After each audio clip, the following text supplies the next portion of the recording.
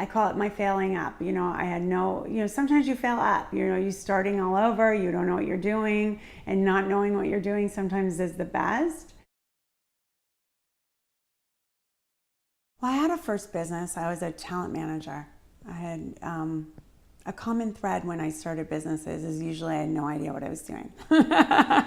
And I think there's actually a benefit to not knowing what you're doing. Your fear is not kicked in yet, right? You have that beginner's luck mentality. And it really helps that fear factor of not knowing what no seems like.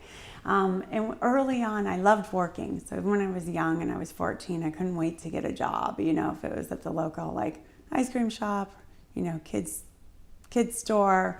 I wanted to make money in college. I was like selling memberships to a gym, and I was selling more memberships than the people that are working full time.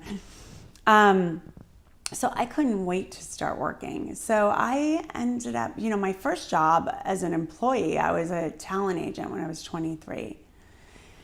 And from there, I was a studio executive in my mid to late 20s doing production acquisitions. And then I started my own company as an entrepreneur when I was about 20, mid to late 20s, 27, right after that experience of working in a movie studio.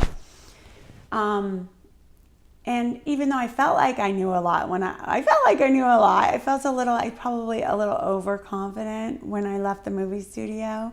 Being in a movie studio, you get a lot of pats on the back, a lot of people are kissing your ass, and you feel good.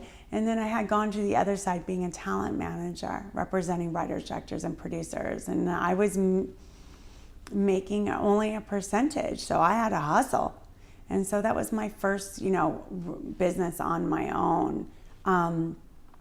And I did take that beginner's luck mentality. I had someone walk into my office, and he had a TV show set up at Sony, but he was so not happy. The people that were working with him had completely taken advantage of him, and I don't think he felt really proud. I think he felt really deflated because he had felt like he had lost a lot of control, which he did, and his contract was not very favorable to him, and it was about to expire. And I said, well, what if he'll work with me on it? I'm not sure I know what I'm doing, but it's got to be better than this. I mean, he could definitely renew his contract, but then he'll still be miserable.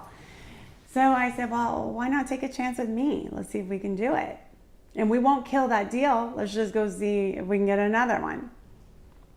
So we did. We did, and it was my, I call it my failing up. I had sometimes you fail up. You starting all over, you don't know what you're doing, and not knowing what you're doing sometimes is the best.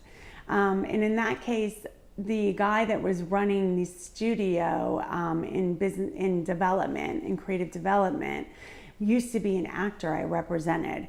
So it wasn't hard to get the meeting. I just called him and kind of just wanted to get together for dinner and casually pitched him the idea of the TV show. And the next day we had a meeting. They made an offer. Then the offer was it's pretty good, but I don't know if it was good enough to walk away from the other deal. Then the following day we had a meeting with the chairman of the studio. And, it was definitely a great experience. Also, it's one of those times where my personality is so strong, and it's really about my client, right? So I already did my job. I pre-sold the show, right? So now it's his job to kind of take over. So sometimes I have to dial back who my personality is to make sure my clients are shining as well. But we sold the show for over $1 million. It was great. So it was my first $1 million deal at my first company. I'm off and running. But it was definitely beginner's luck. I don't think it was that quite as easy thereafter, but I knew if I could do it once, I could do it again. It gave me that courage to be an entrepreneur from that point on for a long time.